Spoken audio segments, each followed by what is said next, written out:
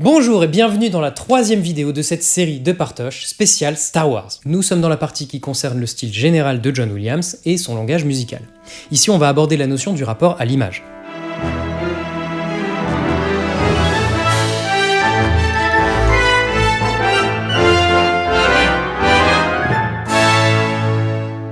On l'a vu, le style de John Williams se construit sur celui de pas mal de compositeurs romantiques et modernes des périodes passées. Mais ce qui va apporter une dimension supplémentaire à son style, c'est le fait que la musique écrite par le bon Willy Willy, que ça soit dans Star Wars ou dans bien d'autres œuvres, est dictée par ce que montre l'image. Le compositeur devient alors une sorte de traducteur image-son, mais qui va évidemment enrichir les propos visuels via sa partition. Bien évidemment, une chose essentielle quand on parle de musique à l'image, c'est l'idée de synchronisation. Un point de synchro, c'est un moment dans la musique qui est prévu pour être placé à un moment précis du film. La synchronisation à l'image renforce le lien entre une musique et son support cinématographique.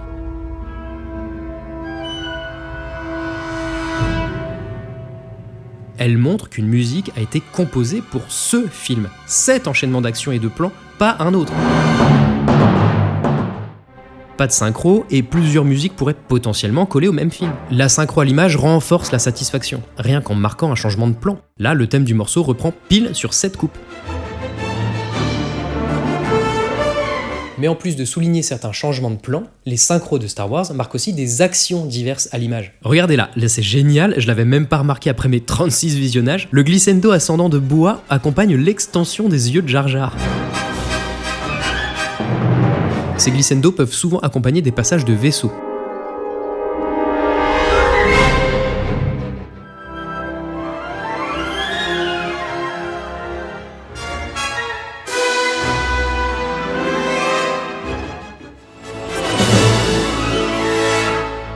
Là, le glissando suit le mouvement de Ben. Ou ici, c'est le crescendo de l'orchestre qui se finit sur l'allumage de son sabre et c'est renforcé par ce crescendo de cymbales. Dans l'épisode 5, ce long glissando en vague au bois se termine par une ascension qui suit le mouvement du blaster vers la main de Vador. Ça c'est classe, et cette fin de motif est parfaitement intégrée à la musicalité du morceau, c'est ça qui est important aussi. Ce n'est pas un ajout artificiel juste pour l'effet. Exactement comme ici, les glissendos de bois puis de harpe représentent les grappins tirés, et l'accord commence quand il s'accroche au mur. Alors là, impossible de pas citer le terme de Mickey Mousing, c'est le fait d'illustrer et de souligner musicalement la moindre petite action à l'écran, comme les compositions faites pour les œuvres d'animation, notamment des studios Disney, créateurs de Mickey Mouse, d'où le nom.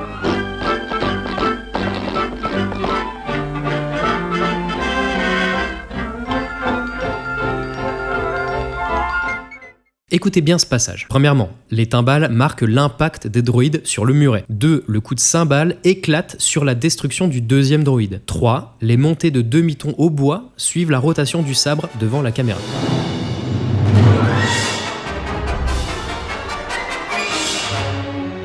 C'est trop génial! Là, c'est génial aussi. Les bois jouent une petite appoggiature, une petite note qui précède celle sur le temps, et ça pour accentuer la démarche titubante de ces 3 PO. On a des petites phases comme ça dès la trilogie originale.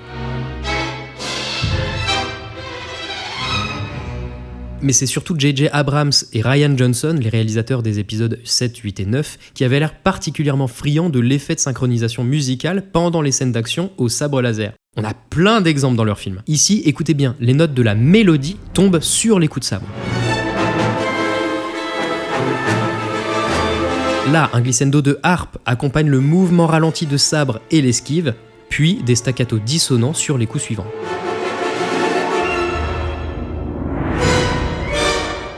Et ça continue dans ces autres extraits.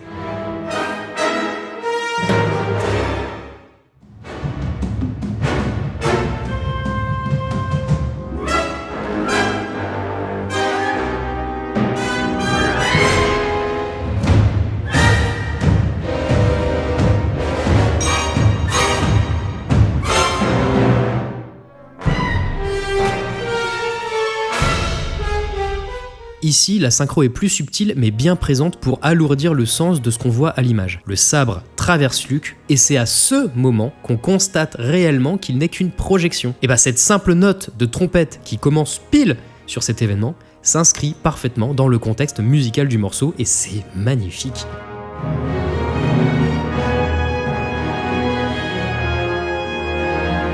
Mais parfois, il n'y a pas de synchro au moment où pourtant on l'attend clairement. Là, par exemple, R2 est touché et il n'y a pas de synchro. Il n'y a pas de synchro. Ni lorsque Han débarque et aide Luke, sans doute parce que l'effet aurait été trop victorieux alors que l'étoile noire est toujours en train de préparer son tir sur la base rebelle, quoi.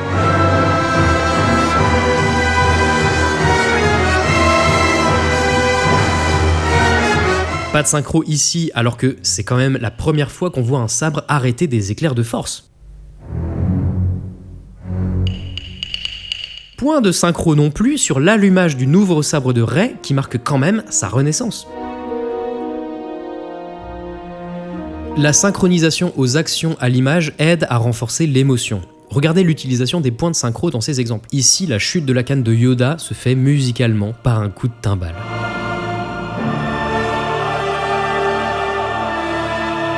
Alors là, pleurs instantanées du mois de 15 ans au cinéma. Même genre ici, où la dernière note du thème se pose sur cette image. Un clash de cymbales préparé par un glissando de bois. Ça, c'est grand. Le style général est très porté par l'image, donc on va forcément obtenir une musique très peu répétitive, puisqu'elle va illustrer le film plan par plan, action par action souvent. Et l'ambiance peut changer drastiquement d'une mesure à l'autre. Là, on a deux points de synchro. D'abord, entre cette ambiance mystérieuse et incertaine et cette petite phase de transition qui dure le temps d'un plan, celui de la vue dans le cockpit, puis du cockpit, on passe à une vue extérieure, avec une musique plus affirmée au rythme de staccato plus net.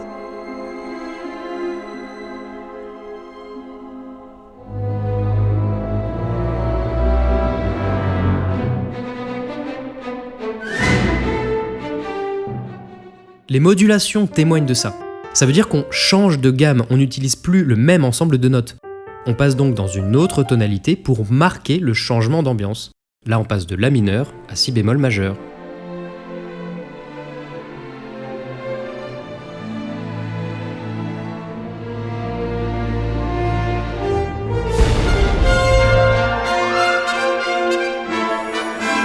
Parfois, les transitions sont plus douces. C'est tout un art de parvenir à les amener de manière fluide, et JW y excelle. Ici, l'enchaînement harmonique permet de passer de l'ambiance précipitée en Si mineur au thème principal en Si majeur.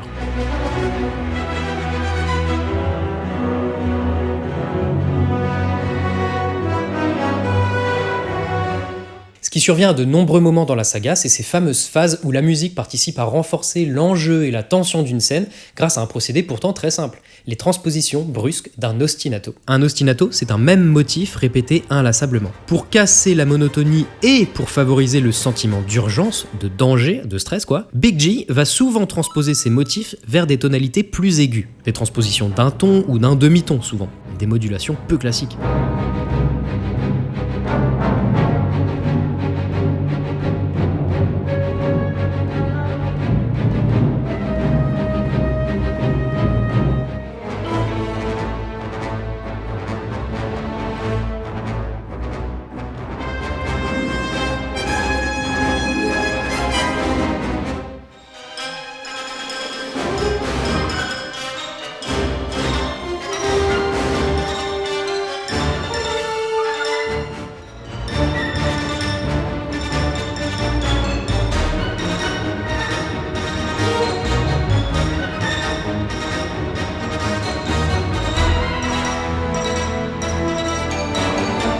Ici, on commence par annoncer une tonique Ré, mais le thème commence sur une tonalité plus haute d'un demi-ton, Mi bémol.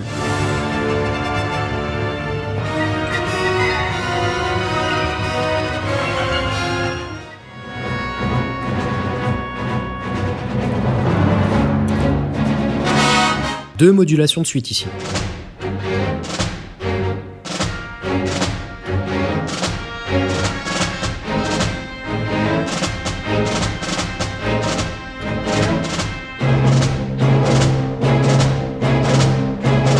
Très bon exemple ici, la tension monte parce que le Faucon Millenium est pourchassé par l'Empire et on essaye de réparer l'hyperdrive à la dernière minute.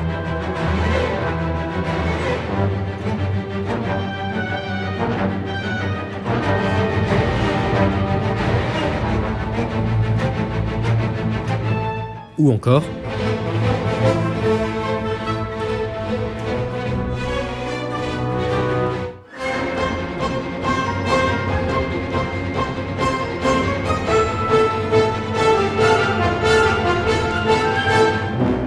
la modulation peut aussi descendre vers le grave au contraire, et ça veut également dire quelque chose. C'est le sentiment d'échec qui transparaît à ce moment par exemple, parce que Luke se fait ficeler et Anne tombe au sol.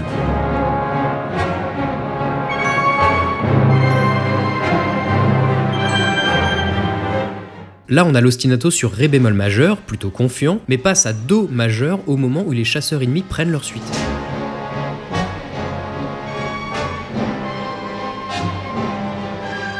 Ce procédé, il est aussi parfait pour que la scène gagne en émotion. Un de mes passages préférés, c'est cette modulation de Fa mineur vers Sol mineur dans The Flag Parade.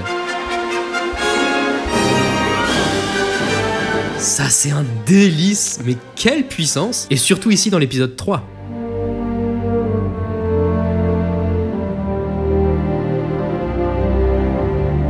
Cet ostinato prend de l'intensité dans la scène par l'amplification de l'instrumentation, par les modulations successives.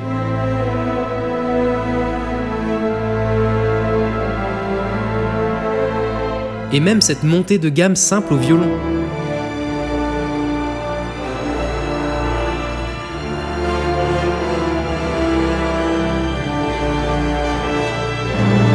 Et tout ça débouche sur une explosion musicale qui commence par ce même motif au moment du changement de plan, avec Anakin anéanti qui contemple son destin scellé.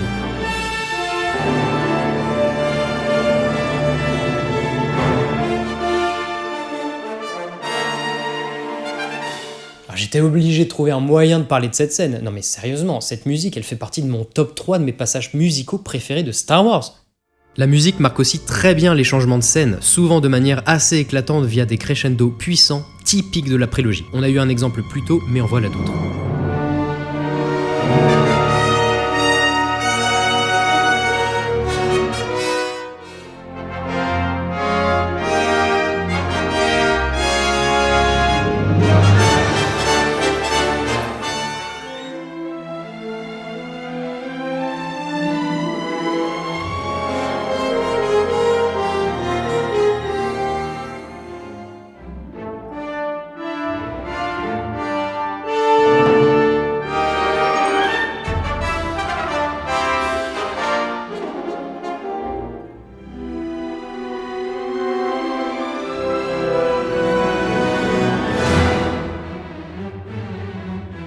Mais ça arrivait déjà dans l'épisode 4 avec des crescendos qui débouchaient toujours sur le motif de l'étoile noire.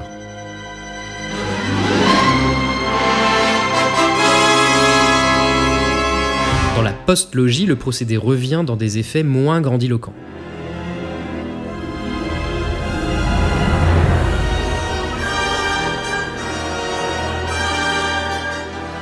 Et les crescendos se terminent plus souvent sur des silences.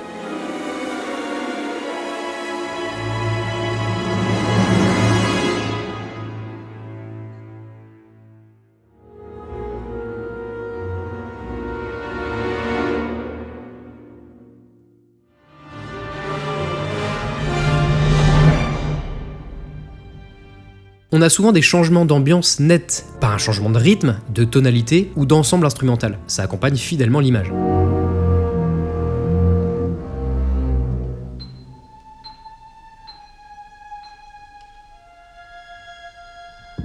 Plus marquant encore ici, le rythme effréné des Stormtroopers qui courent, puis d'un coup, la musique retrouve l'ambiance discrète de l'infiltration d'Obi-Wan qui surgit de l'ombre.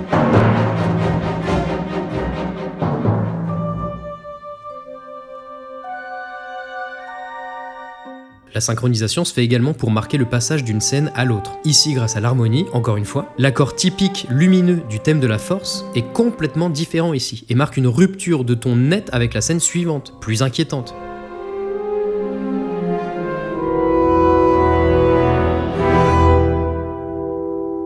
Même genre ici, on attend un sol comme dernière note, mais à la place, on a une note plus basse d'un demi-ton, le Fa dièse.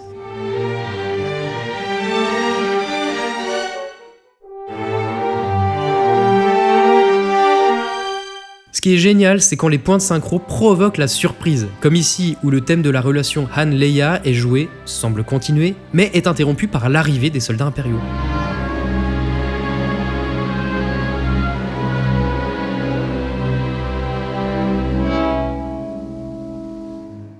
Le placement des leitmotifs, c'est une évidence quand on parle de synchronisation musique-image. Bon, il y a des centaines d'exemples, donc je vous en propose quelques-uns en vrac. Il y a des citations évidentes, là on voit Vador débarquer, boum, on a son thème.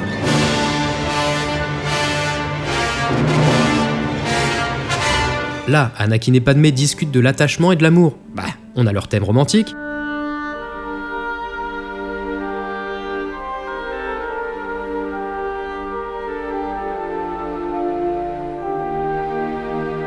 Là, Rey débaroule en faucon pour sauver tout le monde. Eh ben, on a son thème.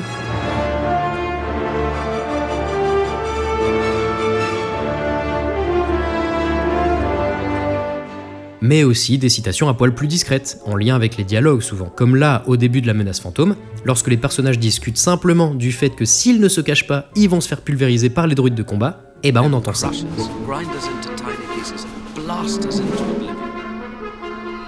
Ah, attendez, pardon. Ah mince, non, on m'annonce dans cette oreillette inexistante que le passage musical a été coupé du film. Bon bah comme ça vous saurez ce qui avait été prévu au départ, hein. Cadeau. Ce petit motif, c'est l'ostinato de la bataille de Naboo, qu'on réentendra en fin de film.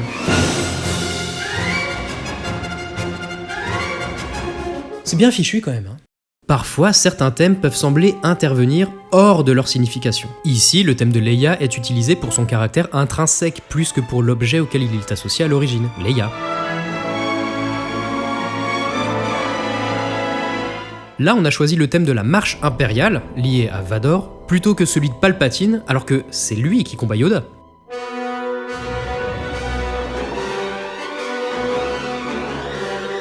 Sûrement parce qu'il est plus percutant dans cette scène que la mélodie plus lente et sournoise de Palpatine. Souvent c'est parce que leur signification peut s'élargir. Dans la partie sur les thèmes, vous verrez que le meilleur exemple est celui de la Force, qui est au départ le thème du mentor de Luke, Obi-Wan Kenobi.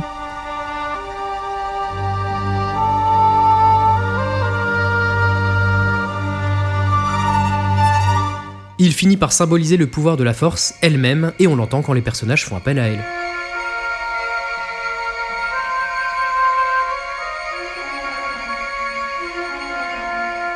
Mais ça va plus loin que ça, on le verra. À ce moment, on entend le thème de Yoda, et plusieurs fois, ce qui montre que ce n'est pas du tout un choix anodin.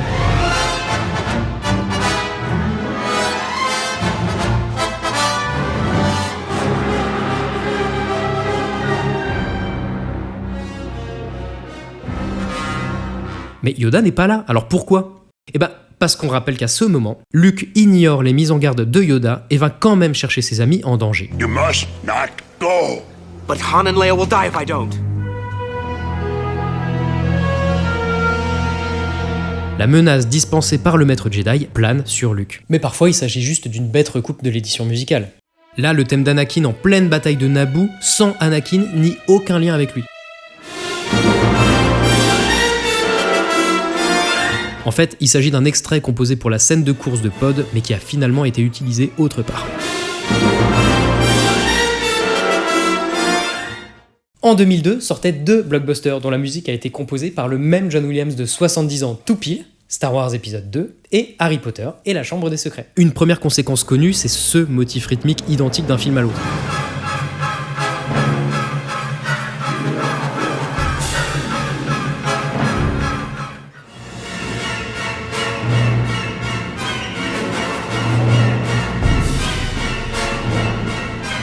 C'est bien pour ça qu'une majorité des musiques des scènes d'action finales, dans l'arène géonosienne puis sur le champ de bataille, ne sont que des morceaux repris de l'épisode 1.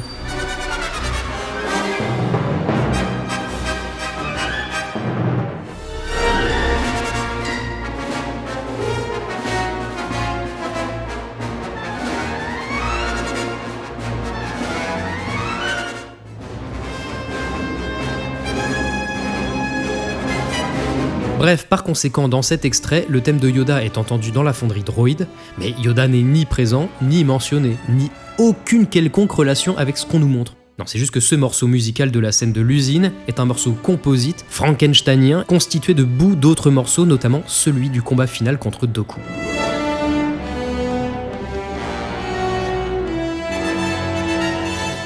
Eh ouais, on a vu. Mais les leitmotifs ne sont pas les seuls à véhiculer des significations. Toute la musique de Williamson, la moindre note, est porteuse de sens. Ici, on parle de musique figurative. Elle représente par des sons ce que montre l'image. Elle va apporter une ambiance qui ne peut pas être palpable par la seule voix visuelle. Les glissando typiques, on en a déjà parlé plus tôt, c'est un exemple simple. L'utilisation des leitmotifs également. Évidemment parce que leur but c'est de lier un même élément au cours de l'histoire. Mais on a d'autres procédés figuratifs. Dans la trilogie originale, ce genre d'effet peut paraître daté. Comme ici, Vador soulève le soldat rebelle à une main sans se fatiguer et ce geste est accompagné de glissando de trombone en parallèle. Là, pareil, des glissando ascendants mais aux cordes. Les chutes sont souvent illustrées par des descentes de notes. Ici, C3PO frappé tombe. On entend des staccatos de flûte qui exécutent une descente chromatique. Là, c'est Luke qui tombe, et les bois le montrent par leur ligne descendante. Même genre ici, avec cette descente chromatique rapide de voix parallèles. Alors que juste avant, on avait la montée. Ça peut être moins frontal, comme cette mélodie de cor qui représente la chute de Maul.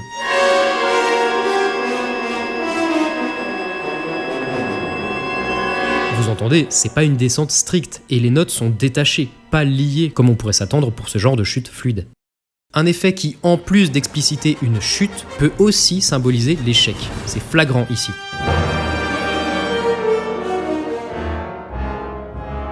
Et le clou du spectacle dans ces plans, on n'a pas une descente de notes, pas deux, mais plein, en fait 3.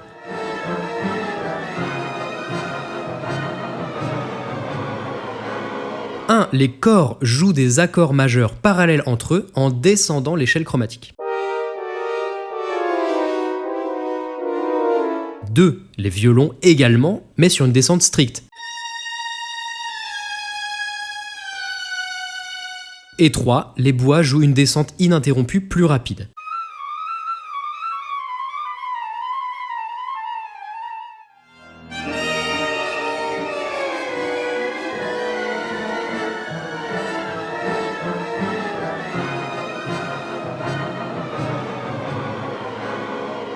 Un autre effet qui fournit beaucoup d'exemples, c'est lorsque des descentes chromatiques d'accords parallèles évoquent le vol des vaisseaux.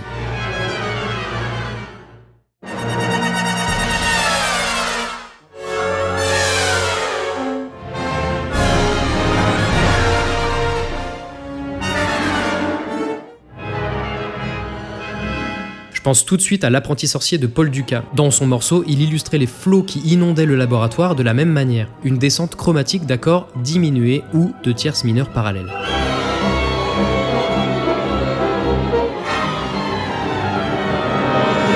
On en reparlera dans la prochaine vidéo, parce que ce procédé est une des bases du style de Willy. Mais l'aspect figuratif n'est pas là que pour accompagner des mouvements évidents à l'image. Il y a plus subtil. C'est ce genre de choses que je trouve folle quand j'en prends conscience. Ici, on entend un accord quartal, fait des seules quartes ou quintes, ré la ou do sol. Mais pourquoi ?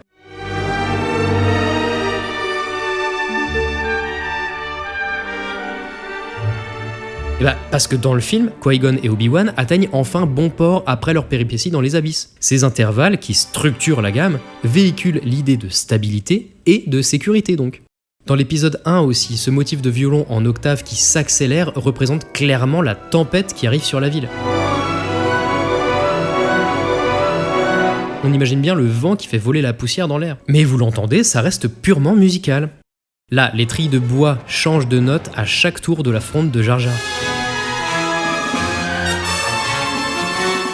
Dans l'épisode 2, ces petits motifs basés sur des demi-tons évoquent les missiles qui serpentent entre les astéroïdes. Non mais regardez ça! Anne a une idée!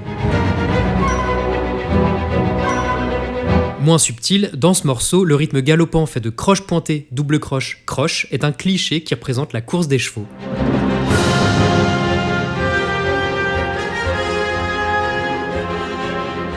J'en vois qui se marrent derrière leur écran.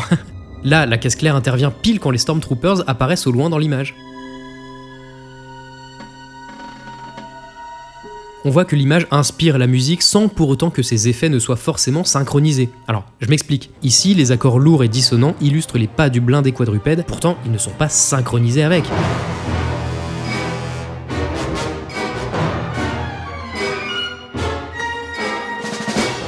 Ici, le tremblement de terre est montré par le motif libre des cordes graves sur une échelle chromatique, et c'est plus un son diffus en arrière-plan.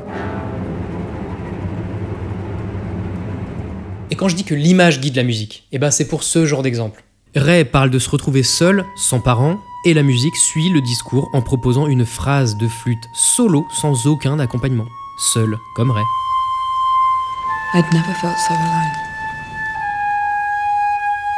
Et encore un dernier exemple de ça, un extrait que je trouve brillant, vraiment, c'est l'arrivée dans la Cité des Nuages.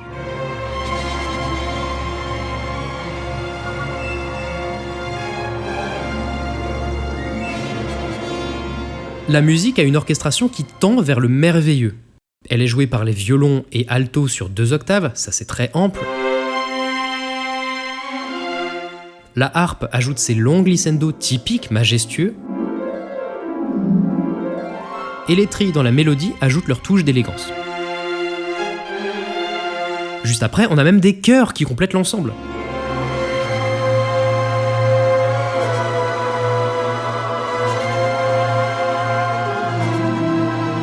Mais 3 éléments nuancent complètement ce propos. L'échelle de fa mineur harmonique utilisée qui s'enrichit d'un si bécard, une note qui devrait être bémol.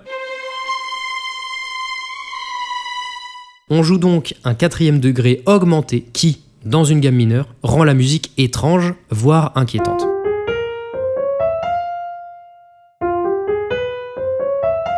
Deux, le petit motif récurrent au corps et trompette avec sourdine qui alterne des accords mineurs parallèles sur un demi-ton d'écart, ça c'est un motif très froid. 3. La basse instable qui joue pour le coup un si bémol puis un la bémol, c'est pas la fondamentale de la gamme, c'est la sous-dominante et la dominante.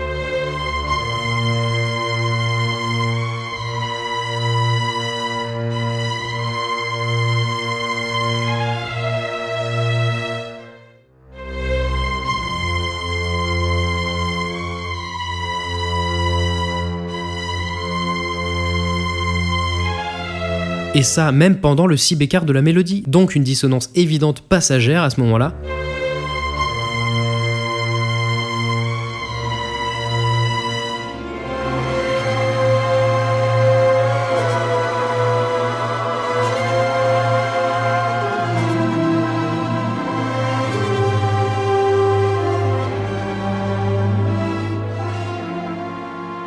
Cette cité des nuages ne tiendra pas ses promesses, et j'adore ce contraste.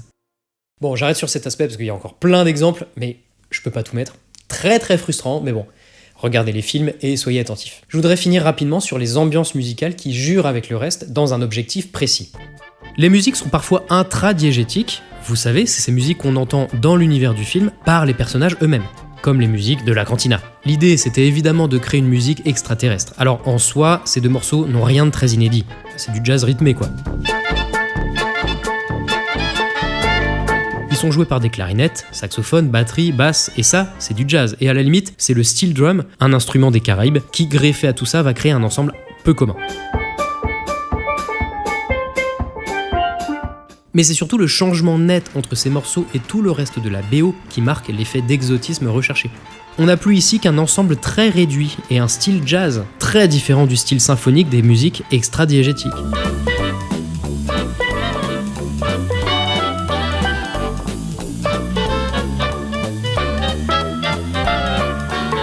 Bon, il y en a d'autres avec les percussions de Tatooine dans l'épisode 1.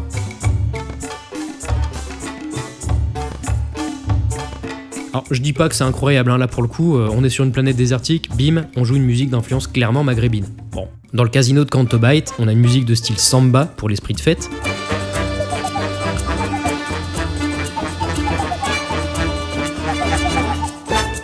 Dans le palais de Jabba, on a une musique baroque pour le genre classieux que veut se donner la cour du grand Manitou de la Pègre.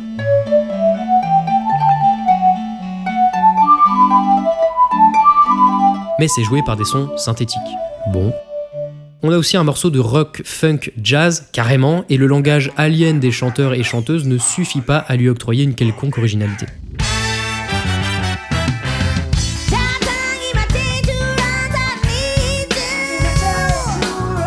Bref, je suis pas ultra fan de ces musiques diégétiques. Elles me sortent de l'univers de Star Wars et d'un seul coup je me retrouve là sur mon canapé, un peu décevant quoi. Mais il y a aussi des musiques qui sortent du lot sans pour autant être incluses dans l'univers du film. Je pense en premier à la musique associée aux Hommes des Sables, les Tusken, très agressifs. D'ailleurs ils agressent Luke, c'est ça le bait.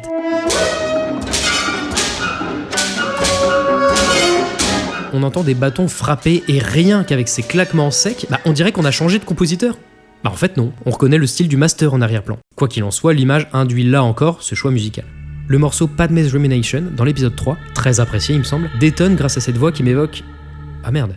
On dirait que George Lucas a bien aimé la musique de Gladiator, composée par Hans Zimmer. Et moi je vous le dis, si on a vraiment demandé au maestro John Towner Williams de s'inspirer de Zimmer, ça me fait un peu mal. Mais bon, heureusement, j'ai pas de source.